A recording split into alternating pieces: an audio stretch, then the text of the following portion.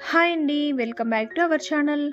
ఈరోజు నేను 50 సంవత్సరాల చరిత్ర గల లింగయ్య గారి టిఫిన్ సెంటర్ సీక్రెట్ చట్నీని చూపించబోతున్నానండి. చాలా అంటే చాలా రుచిగా ఉంది. నేను కూడా ఫస్ట్ టైం ఎలా ఉంటుందో చూద్దామని ట్రై చేశాను. అదిరిపోయిందనమాట టేస్ట్ మాత్రం.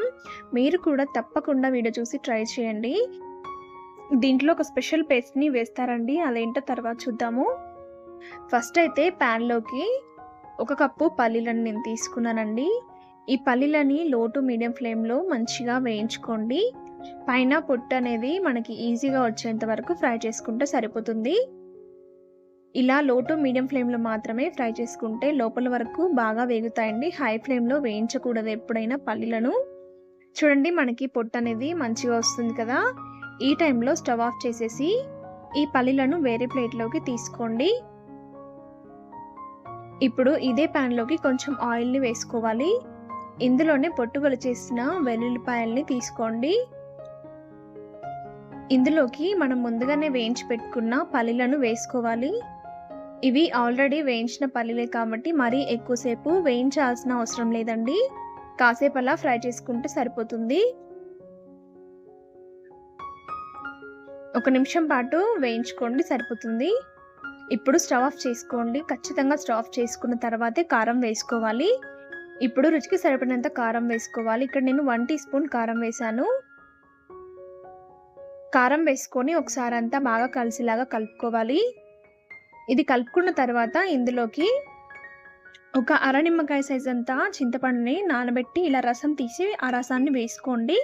వేసుకొని అంతా బాగా కలిసేలాగా కలుపుకొని దీన్ని మిక్సీ జార్‌లోకి వేసుకొని మెత్తగా గ్రైండ్ చేసుకోవాలి.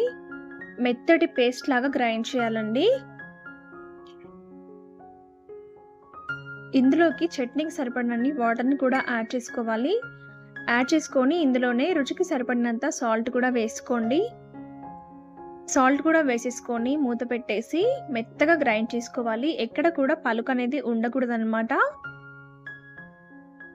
చూడండి ఇలా మెత్తటి పేస్ట్ లాగా గ్రైండ్ చేసుకోవాలి.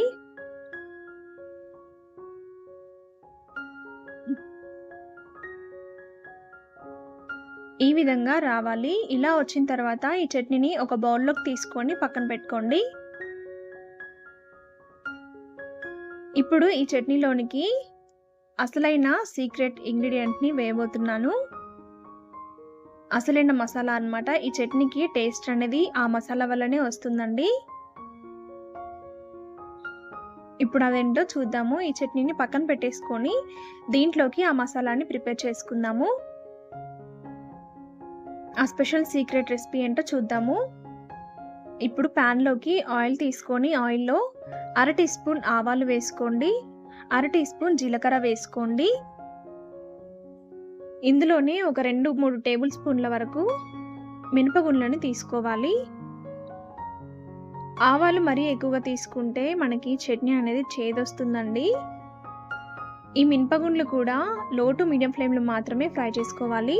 ఇవి కొంచెం మాడినా కూడా చేదొస్తాయండి. గుర్తుపెట్టుకొని జాగ్రత్తగా వేయించుకోవాలి.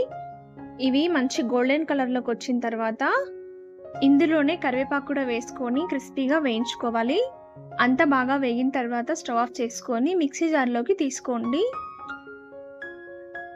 ఇలా మిక్సీ జార్‌లోకి తీసుకొని దీన్ని మరి మెత్తటి పేస్ట్ లాగా కాకుండా కొంచెం బరకగా గ్రైండ్ చేసుకోండి. చూడండి వీడియోలో చూపిస్తున్న విధంగా ఈ విధంగా గ్రైండ్ చేసుకోవాలి. ఇది సీక్రెట్ రెసిపీ అండి. ఇది వేయడం వల్లనే చట్నీ కానీ చాలా టేస్ట్ వస్తుందండి. మనం చేసుకున్న ఈ ముద్దని చట్నీలోకి బాగా కలిసేలాగా కలుపుకోవాలి. అంతే టేస్టీ పల్లి చట్నీ రెడీ. చాలా అంటే చాలా బాగుంటుందండి ఇడ్లీలోకి. నేను ఎప్పటినుంచో ట్రై చేద్దాం అనుకుంటున్నాను. ఫస్ట్ టైం ట్రై చేశానండి. నిజంగా చెప్తున్నాను. ఇడ్లీలోకి మాత్రం అదిరిపోయిందండి టేస్ట్. చాలా అంటే చాలా బాగుంది. ఇది కొంచెం చిక్కగా ఉంటేనే టేస్ట్ బాగుంటుందండి. అండ్ ఇడ్లీకి కూడా కొంచెం ఎక్కువగానే పెట్టుకొని తినండి. అదిరిపోతుంది. మీరు కూడా తప్పకుండా ట్రై చేయండి. మీరు ట్రై చేశాక మీకు ఎలా వచ్చిందో కామెంట్ చేయడం మాత్రం మర్చిపోకండి. ఈ రెసిపీ మీకు నచ్చితే లైక్ చేయండి. మీ ఫ్రెండ్స్ అండ్ ఫ్యామిలీతో షేర్ చేయండి. మరిన్ని టేస్టీ రెసిపీస్ కోసం సబ్స్క్రైబ్ చేసుకోండి.